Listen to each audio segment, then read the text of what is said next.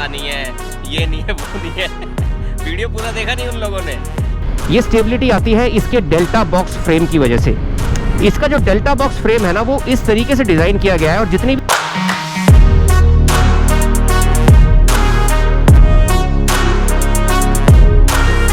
Welcome back to another video दोस्तों। और आज संडे है और आज हम निकले हैं एक छोटी सी संडे राइड पे। लेकिन उससे पहले जो आप आगे बाइक देख रहे हैं, ये है नितेश की बाइक, जिसको आपने पिछले वीडियो में देखा था।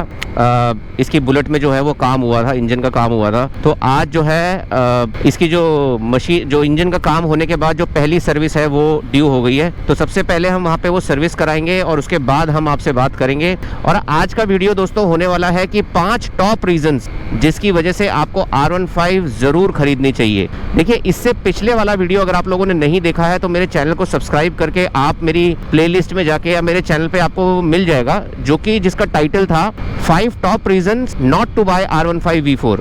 ठीक है ना, मतलब 5 ऐसे कारण जिसकी वजह से आपको R15 V4 नहीं खरीदनी चाहिए। और मैं आपको बताऊं, वैसे तो उस वीडियो पे ठीक ठाक रिस्पांस मिला मुझे, मतलब जितने मेरे सब्सक्राइबर हैं उसके हिसाब से तो मुझे ठीक ठाक रिस्पांस मिला।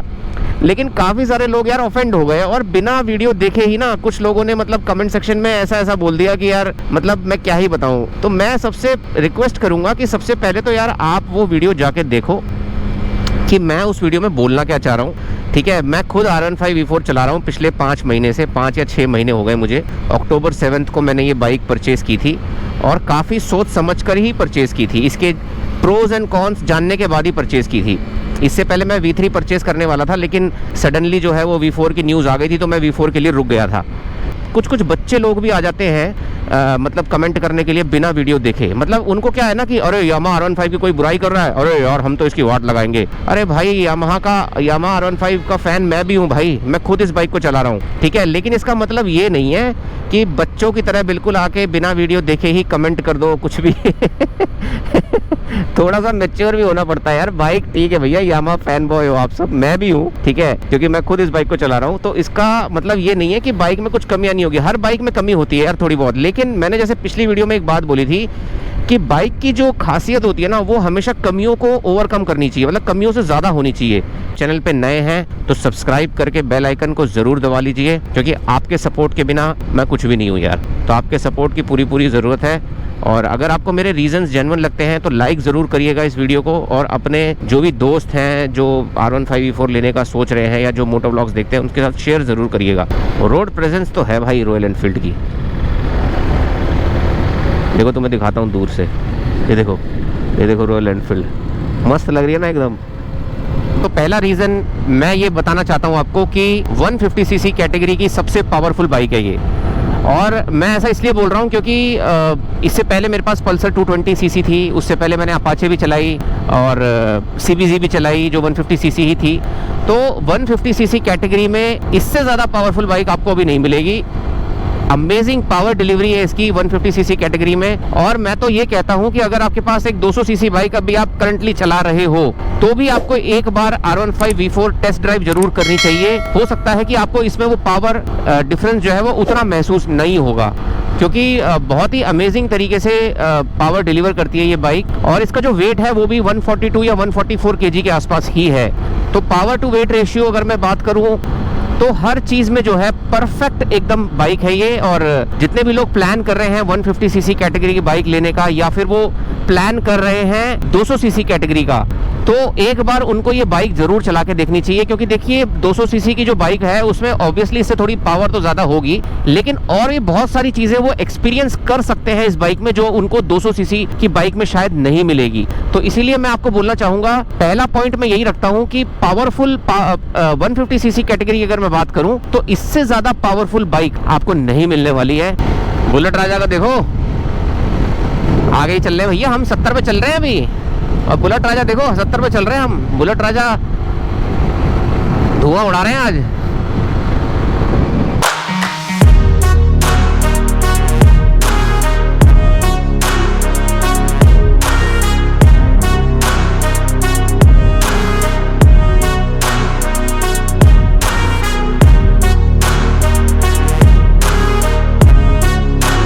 दोस्तों अगर मैं दूसरे पॉइंट की बात करूं कि आपको R15 V4 क्यों लेनी चाहिए, तो वो है दोस्तों इसका लिक्विड कूलिंग सिस्टम। देखो इस बाइक में ना लिक्विड कूलिंग सिस्टम है। जैसा कि आप सब जानते हैं कि कूलिंग सिस्टम 3 तरह के होते हैं। एक तो एयर कूल्ड होता है, ठीक है, जिसमें कि सिंपल सिस्टम होता है, वो कोई कॉम्प्लिकेटेड सिस्टम नहीं होता। मतलब अगर आपकी बाइक चल रही है तो सामने से हवा आती है, आपके इंजन पे पड़ती है और इंजन को ठंडा करती है, ठीक है। उसके बाद एक ऑयल कूलिंग सिस्टम आता है। ऑयल कूलिंग सिस्टम पर्सनली मुझे समझ में नहीं आया कि यार मतलब ऐसे ही बना दिया गया है या एक्चुअली में उसका कुछ फंक्शन भी होता है। उसमें कुछ नहीं होता, उसमें भी एक रेडिएटर टाइप लगा होता है और 2 पाइप निकले होते हैं। उसमें से आपका इंजन ऑयल जो है उस रेडिएटर में जाता है, हवा जो है उस इंजन ऑयल को ठंडा करती है। अब मुझे नहीं पता कि वो कैसे ठंडा करती है, ठीक है। उसके बाद घूम के जो है वो ऑयल जो है वापस इंजन में ही चला जाता है। तो ये 2 कूलिंग सिस्टम होते हैं जो मोस्टली आपको हर बाइक में देखने को मिलेंगे। 100 सीसी की बाइक में एयर कूल्ड ही मिलता है, 150 सीसी की बाइक हो गई, 200 सीसी की बाइक हो गई, 250 सीसी की बाइक तक आपको ऑयल कूलिंग सिस्टम भी मिलता है, ठीक है।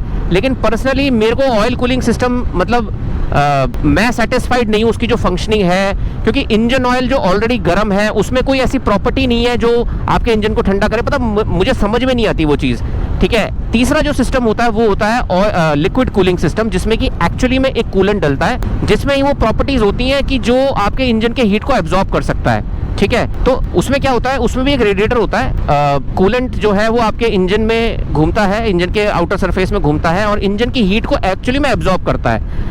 एब्जॉर्ब करने के बाद फिर वो रेडिएटर में जाता है, रेडिएटर में हवा के थ्रू फिर उसको और ठंडा होता है, ठीक है। ठंडा होने के बाद फिर वापस वो सर्कुलेट होता है। और अभी तक आपने देखा होगा कि जितनी भी सुपर बाइक्स हैं, जितनी भी हायर सीसी की बाइक्स हैं, उसमें लिक्विड कूलिंग सिस्टम जो होता है ना वही कामयाब है। नहीं तो इंजन हीट हो जाएगा और इंजन हीट होने के बाद तो सीज होना ही है, वो आपको पता ही है, ठीक है। तो R15 V4 में यामाहा ने लिक्विड कूलिंग सिस्टम दिया हुआ है। अब बहुत से लोग बोलेंगे यार 150 सीसी इंजन है, इसमें क्या जरूरत थी लिक्विड कूलिंग सिस्टम देने की।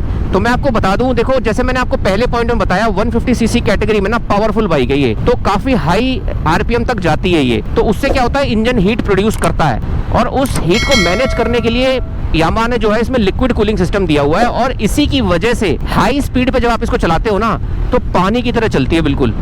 उसका कारण ही यही है कि इंजन ठंडा रहता है। ठंडा रहना इन द सेंस ये मत समझ लेना कि बिल्कुल बर्फ की तरह ठंडा रहता है। इंजन बाकी जो इंजन होते हैं उसके मुकाबले इंजन कूल रहता है, और कूल जब रहता है ना तो इंजन वाइब्रेशंस नहीं करता है, और वाइब्रेशंस जब आपको नहीं करता है तो आपको एक बढ़िया क्वालिटी राइड मिलती है R15 V4 में। और यही रीजन है जिसकी वजह से मैं आपको बोलूंगा कि आपको इस बाइक को जरूर कंसिडर करना चाहिए, क्योंकि कंपनी ने इसमें लिक्विड कूलिंग सिस्टम दिया हुआ है। ऑब्वियसली ये सब चीजों से बाइक एक्सपेंसिव हो जाती है, बाइक जो है मेंटेनेंस भी थोड़ा सा जब इसका होता है तो थोड़ा सा एक्सपेंसिव होता है, थोड़ी कॉम्प्लिकेटेड इंजन है इसका, लेकिन इसकी वजह से आपको जो राइड क्वालिटी मिलती है हाई स्पीड्स पे, जो आपको जो स्मूथनेस मिलती है ना वो इसी वजह से मिलती है। अब देखो जो ये जा रही है, जो थंडरबर्ड जा रही है रॉयल एनफील्ड, इसमें 350 सीसी का इंजन है और एयर कूल्ड इंजन है। अब आप बोलोगे यार 350 सीसी है फिर भी इसमें एयर कूल्ड क्यों दे रखा है? तो भैया देखो ये बाइक जो है ना ये भगाने के लिए नहीं है, ये आराम से चलाने के लिए ही है। 60 70 80 पे आप चलाओ, आराम से क्रूज करो, आपको मजा आएगा। लेकिन जब आप इसको बहुत तेज भगाते हो ना तो इंजन गर्म होता है और फिर वाइब्रेशंस प्रोड्यूस होती हैं। वाइब्रेशंस इसलिए प्रोड्यूस होती है क्योंकि इंजन गर्म हो रहा है आपका।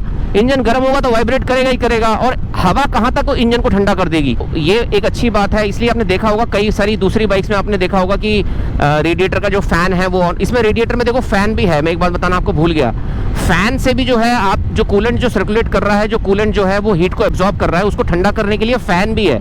तो लिक्विड कूलिंग सिस्टम में एक रेडिएटर फैन भी होता है, ठीक है ना, जो ऑयल कूलिंग सिस्टम में नहीं होता लेकिन इसमें होता है। तो इससे क्या होता है, अगर आप लोग मान लो ट्रैफिक में खड़े हो और आपका इंजन गर्म है तो रेडिएटर का फैन ऑन हो जाता है और आपका जो कूलेंट है वो ठंडा करने लगता है फैन। तो दोस्तों हम उसी अपने पुराने अड्डे पे पहुंच चुके हैं। यहाँ पे बैठ के हम मैगी खा रहे हैं, और आपसे जो रास्ते में बात हो रही थी R15 खरीदने के 5 रीज़न और 2 रीज़न मैं ऑलरेडी आपको एक्सप्लेन कर चुका हूँ। तो मेरे साथ जो है वो नितेश भी है, बुलेट राजा, और आज जो है बाइक की फाइनली सर्विस हो चुकी है और 70-80 पे भग रही है बाइक बढ़िया तरीके से। और यहाँ पे जो है देखो अभी हम पेड़ के नीचे बैठे हैं यार, ठीक है ना। पेड़ लगाना बहुत ज़रूरी है यार। मैंने खुद अपने घर में बहुत सारे पौधे लगा रखे हैं, तो आप लोगों से भी एक रिक्वेस्ट है कि यार पेड़ ज़रूर लगाओ। देखो कितनी अच्छी छाव दे रहे हैं, इतनी धूप में भी आराम से हम यहाँ पे बैठे हुए हैं, कोल्ड ड्रिंक और मैगी एंजॉय कर रहे हैं। तो पेड़ लगाना बहुत ज़रूरी है। इस वीडियो से आपको ये भी सीख मिल रही है। तो आगे डिस्कस करूँगा मैं आपसे बाइक में, पहले मैं मैगी खा लूँ, उसके बाद मैं आपको बताता हूँ कि और बाकी के 3-4 रीज़न्स और क्या हैं जिसकी वजह से आप इस बाइक को ज़रूर खरीदिए। क्योंकि पिछली वीडियो में बहुत लोग नाराज़ हो गए थे यार, बोल रहे थे यार तुझे कुछ पता नहीं है, ये नहीं है, वो नहीं है। वीडियो पूरा देखा नहीं उन लोगों ने, लेकिन वही है ना कि वीडियो थोड़ा सा देखते ही कमेंट करना बहुत अच्छा लगता है उनको, तो इसलिए कमेंट करना शुरू कर दिया उन लोगों ने। तो दोस्तों जो तीसरा सबसे बड़ा रीज़न है जिसकी वजह से आपको ये बाइक खरीदनी चाहिए वो है इसमें दो ऐसे फीचर हैं।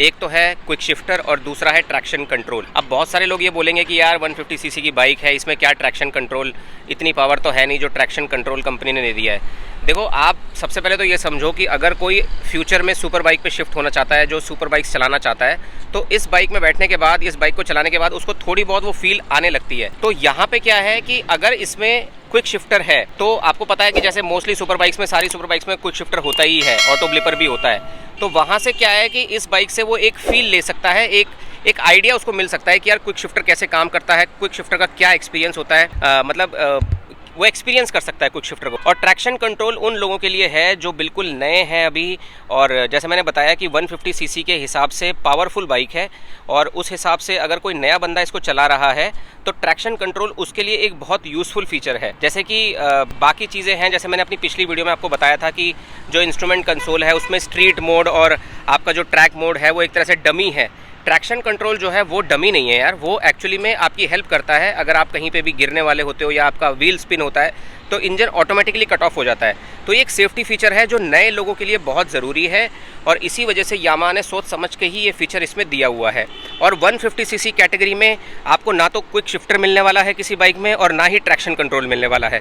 तो इस वजह से भी एक बहुत बड़ा रीज़न है जिसकी वजह से आपको इस बाइक को ज़रूर कंसिडर करना चाहिए, आपको ये बाइक ज़रूर खरीदनी चाहिए। दोस्तों, अब अगर मैं फोर्थ रीज़न की बात करूँ तो वो है इसका USD सस्पेंशन। यानी कि इस बाइक में, जैसे कि आप सब जानते ही हैं कि V4 में अपसाइड डाउन सस्पेंशन दिया हुआ है। जब मैंने ये बाइक खरीदी थी तो मैं मतलब उतना वो नहीं था इसको लेके, उतनी उम्मीदें नहीं थी मुझे इससे, क्योंकि USD सस्पेंशंस जो है वो बेसिकली ऐसा बोला जाता था कि यार इंडियन रोड्स के लिए ठीक नहीं है, और मतलब बाहर की कंट्रीज की बात अलग होती है, वहाँ के लिए USD सस्पेंशंस हैं। और बेसिकली इनका फंक्शन क्या होता है कि अगर हाई स्पीड में आपकी बाइक है तो एक स्टेबिलिटी प्रोवाइड करते हैं। लेकिन टू माई सरप्राइज मैं आपको बताऊं कि ये USD सस्पेंशंस जो हैं वो इतना अच्छा काम कर रहे हैं कि छोटे मोटे गड्ढों को तो ये पता भी नहीं लगने देते, और इतनी स्मूथली बाइक उसमें से निकल जाती है कि मतलब आपको बिल्कुल फील नहीं होगा कि आप किसी गड्ढे में से निकल के आए हैं।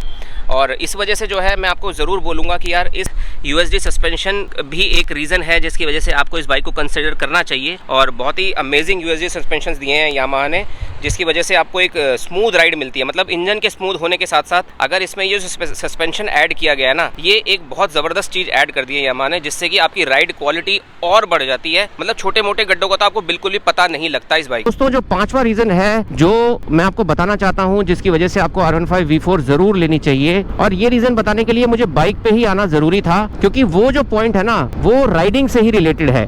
पांचवा जो सबसे बड़ा रीजन है जिसकी वजह से आपको ये बाइक जरूर लेनी चाहिए वो है इसकी हैंडलिंग। दोस्तों, मैं आपको बताना चाहता हूं कि जैसे कि मैं बोल चुका हूं कि मेरे पास इससे पहले भी इससे हायर सीसी की बाइक्स रह चुकी हैं, तो इस बाइक की जो हैंडलिंग है ना वो नेक्स्ट लेवल की है यार। मतलब इतनी स्टेबल बाइक, इतनी हाई स्पीड में भी स्टेबल बाइक। अगर आप मेरे चैनल पे जाके मेरी और वीडियोस देखोगे ना तो उसमें भी मैंने इसकी स्टेबिलिटी के बारे में आपको बताया है।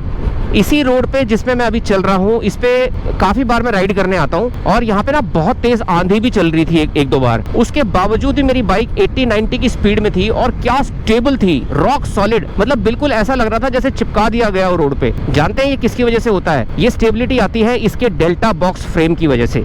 इसका जो डेल्टा बॉक्स फ्रेम है ना वो इस तरीके से डिजाइन किया गया है, और जितनी भी जनरेशंस हैं R15 की उसमें आप देखोगे डेल्टा बॉक्स फ्रेम ही यूज किया गया है। डेल्टा बॉक्स फ्रेम की वजह से ये बाइक इतनी स्टेबल हो जाती है हाई स्पीड पे भी। मतलब बैलेंस तो आपका बिल्कुल भी नहीं बिगड़ने वाला है। और जब आप कॉर्नरिंग करते हो, खास करके जब आप कॉर्नरिंग करते हो ना, तो क्या अमेजिंग कॉन्फिडेंस देती है आपको ये बाइक। मतलब आपको ऐसा लगेगा ही नहीं कि आप गिरने वाले हो। एक होता है ना कि यार इससे पहले जो मेरे पास बाइक थी पल्सर 220, स्टेबल तो वो भी थी, लेकिन इसकी स्टेबिलिटी जो है ना वो अलग लेवल की है यार। इसको चलाने में जो कॉन्फिडेंस आता है, मतलब ट्रैफिक में भी जब आप मैनोवर करते हो ट्रैफिक के बीच में से, तो वो जो कॉन्फिडेंस आता है ना इस बाइक में, वो किसी भी दूसरी बाइक में आपको नहीं मिलेगा। मैं तो बताना चाहूंगा 150 सीसी तो छोड़ दो, 200 सीसी तक की बाइक में भी आपको ये कॉन्फिडेंस नहीं मिलने वाला। तो ये एक बहुत बड़ा रीजन हो जाता है इस बाइक को खरीदने का। तो ये जो रीजंस मैंने आपको बताया, ये मेरे रीजंस हैं जिसकी वजह से मैंने ये बाइक खरीदी। और भी बहुत सारे रीजंस हैं, जैसे कि अगर मैं बात करूं तो इस बाइक की एवरेज मतलब 150 सीसी कैटेगरी की बाइक है और अमेजिंग पावरफुल होने के बाद भी इस बाइक की जो मुझे एवरेज अभी करंट में मिल रही है वो 50 है। वो अराउंड 50 की एवरेज मुझे ये बाइक दे रही है। आप सोच सकते हो कि आज के टाइम पे जब पेट्रोल इतना महंगा हो गया है यार, है ना, उसके और इस बाइक में आपको परफॉर्मेंस भी मिल रही है, मजे भी आ रहे हैं चलाने में और आपकी पॉकेट पे भी जो है लोड नहीं पड़ रहा है। 50 की एवरेज मेरे को ये बाइक दे रही है। अगर मैं बहुत ज्यादा रफ चलाऊंगा, बहुत ज्यादा रैश चलाऊंगा, हायर रेफ पे चलाऊंगा तो भी मेरे को ये बाइक 45 तो आराम से देगी। मतलब 40 से तो नीचे नहीं जाएगी एवरेज। तो अभी भी मैं तेज तो चलाता हूँ लेकिन मैं एकदम से रेव नहीं करता इंजन को, मैं एक प्रॉपर तरीके से इसको हाई स्पीड्स पे लेके जाता हूँ और इसीलिए जो है मुझे एवरेज भी अच्छी मिल रही है और एक बहुत बड़ी बात है यार। अपार्ट फ्रॉम एवरेज अगर मैं बात करूं तो इस बाइक का जो डिजाइन है, एरोडायनामिक्स लुक है ना, और खास करके जो डिजाइन है जिसकी वजह से ये बाइक बहुत अट्रैक्टिव लगती है, अपील करती है, आई कैचर है। खैर इन सब पॉइंट्स को मैं बाद में मैंने लास्ट में डिस्कस कर रहा हूँ आपसे, क्योंकि देखो ये सब लुक्स वगैरह जो है ना वो तो देखो ठीक है यार, मतलब लुक्स की वजह से कोई बाइक कभी भी ग्रेट नहीं होती है यार। बाइक हमेशा ग्रेट होती है उसकी परफॉर्मेंस की वजह से। तो दोस्तों जैसा कि आपने देखा ये 5 रीज़न्स हैं जिसकी वजह से आपको R15 V4 ज़रूर लेनी चाहिए। और अभी मैं नितेश के साथ हूँ, हम यहाँ से निकल रहे हैं घर की तरफ और प्लान बना लिया है कहीं ना कहीं ट्रिप का। और तो जितने भी नए लोग इस वीडियो को देख रहे हैं वो चैनल को सब्सक्राइब ज़रूर कर ले, बेल आइकन को ज़रूर प्रेस कर ले ताकि जब भी मैं कोई नया वीडियो डालूँ आप तक नोटिफिकेशन पहुंच जाए। और आप कमेंट सेक्शन में भी मुझे ज़रूर बताइए कि आपको अगला वीडियो किस पे चाहिए, मतलब R15 से रिलेटेड कुछ वीडियो चाहिए। आप मेरे को इंस्टाग्राम पे भी फॉलो कर सकते हैं। अगर आपके कुछ सवाल हैं तो आप मुझे वहाँ पे भी पूछ सकते हैं, मैं उनका जवाब ज़रूर आपको दूंगा। मैं मिलता हूँ आपसे अगले वीडियो में, तब तक के लिए राइड सेफ, बाय बाय।